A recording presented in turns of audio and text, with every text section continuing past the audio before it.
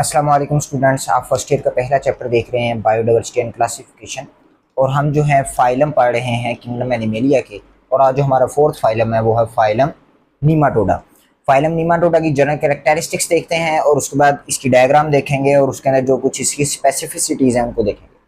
सबसे पहले elongated body है इनकी, राउंड है और अनसेगमेंटेड है।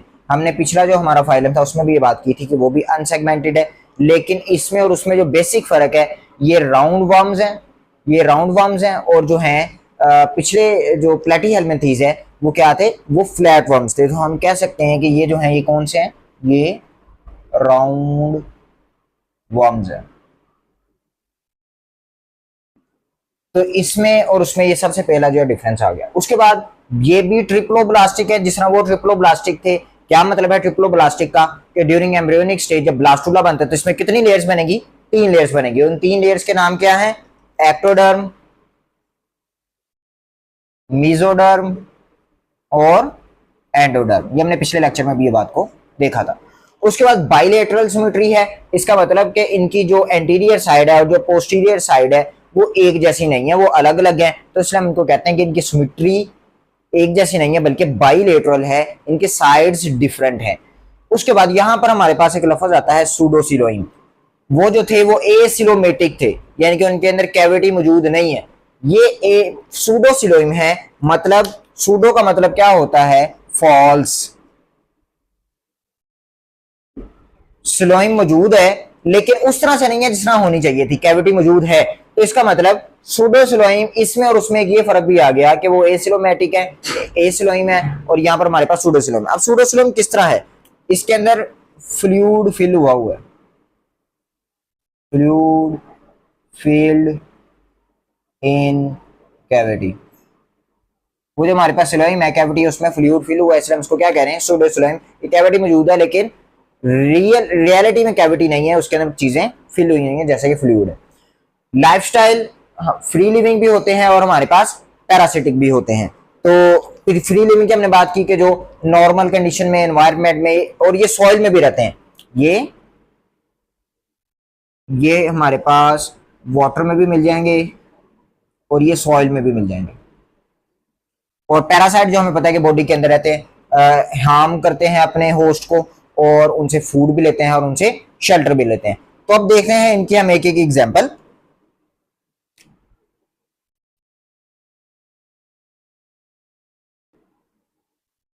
हमारे पास जो फ्री लिविंग की है वो है सीनो रैबडाइटिस। तो ये आपने लफ्ज याद रखना है, थोड़ा मुश्किल है। सीनो रैबडाइटिस जो है इसकी एक एग्जांपल है हमारे पास फ्री लिविंग की।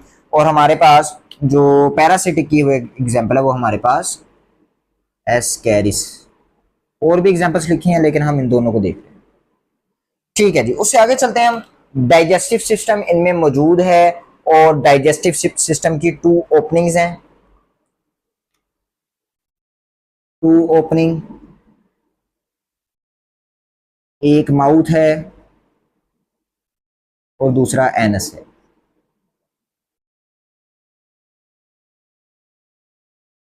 तो ये हमारे पास जो है डाइजेस्टिव सिस्टम इसमें एग्जिस्ट करता है। रेस्पिरेटरी सिस्टम और सर्कुलेटरी सिस्टम एग्जिस्ट नहीं करता, जिस तरह पिछले हम बात करते आ रहे हैं। उसके बाद एक्सक्रीटरी सिस्टम की बात करते हैं। अब हम थोड़ी सी डायग्राम भी इसकी ड्रॉ कर लेते हैं। ये राउंड होते हैं और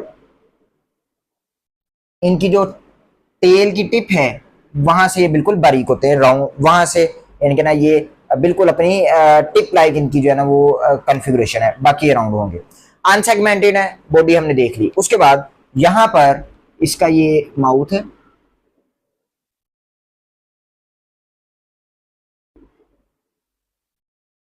और ये इनका डाइजेस्टिव सिस्टम का ट्रैक है और ये इनकी एक इंटेस्टाइन है और इंटेस्टाइन के बाद यहाँ पर इसके ये ओपनिंग के थ्रू यहाँ पर एनस है। उसके बाद हम बात कर लेते हैं, ये हमने ये एनस, ये माउथ और ये इंटेस्टाइन। और यहां पर हमारी बुक में इसको भी इलेबोरेट किया हुआ फेरिंग्स। इसको हमारी बुक फेरेंक्स कहती है। ये इसका छोटा सा जो है ये डाइजेस्टिव सिस्टम था, ओपनिंग हमने देखी। एक्सक्रीटरी सिस्टम पे हम इसके ऊपर बात करते हैं। भाई इसका भी एक्सक्रीटरी सिस्टम वही है जिस तरह हमने पिछले फाइल में पढ़ा था कि उसका एक्सक्रीटरी सिस्टम किस तरह से है, ट्यूबुलर सिस्टम है, ट्यूबुलर सिस्टम है। उस ट्यूबुलर सिस्टम को हम क्या कहते थे, प्रोटोनेफ्रीडिया। तो इसमें भी यही सिस्टम एग्जिस्ट करता है, जो डायग्राम हमने अपने पिछले लेक्चर में आपको दिखाई थी, आप देख सकते हैं। तो यही प्रोटोनेफ्रीडिया का स्ट्रक्चर वहां पे मौजूद था, वही इसके अंदर भी मौजूद होता है। दूसरा, यहां पर बिल्कुल इधर करके इस प्रोटोनेफ्रीडिया की एक ओपनिंग होती है जिससे ये एक्सक्रीशन अपनी करता है। उस ओपनिंग को हम क्या कहते थे, नेफ्रीडियोपोर।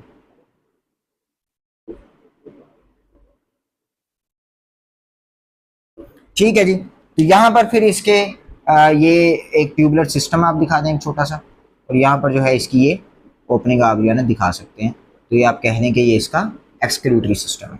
उसके बाद यहाँ पे इसका एक रिप्रोडक्टिव सिस्टम भी मौजूद है, और यहाँ पे उसकी ओपनिंग भी मौजूद है, हमारी बुक उसको शो भी करवाती है। तो ये रिप्रोडक्टिव सिस्टम, और ये इसकी ओपनिंग है।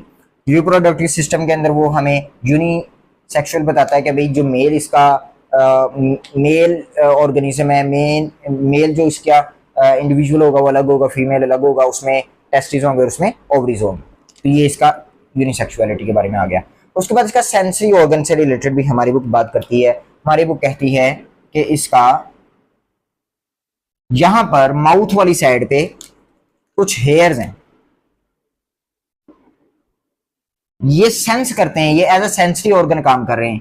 हेयर्स एट, उसने लिप्स लिखा हुआ माउथ वाली साइड पे जो बिल्कुल टिप है, वहां पर जो कुछ हेयर्स हैं, उनको जो हम एज अ सेंसरी ऑर्गन ये जो ऑर्गेनिज्म यूज कर रहा है।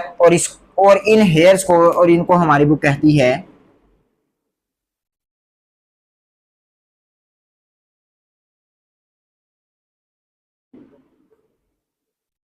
पेपिलिया।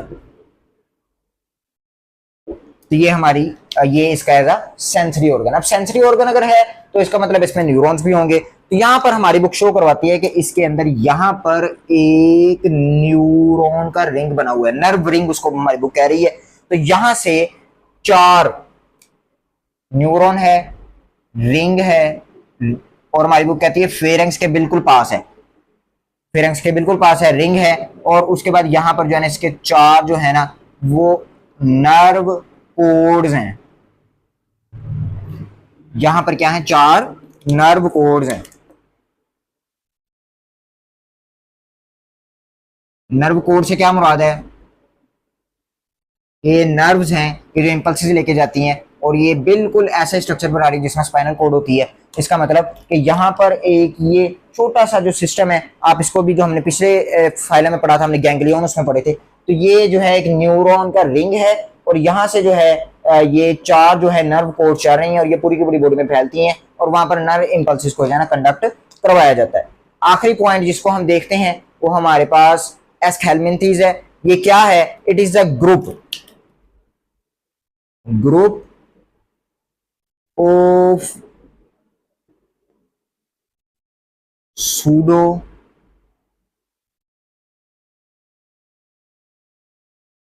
सिलोइम ऑर्गेनिजम्स।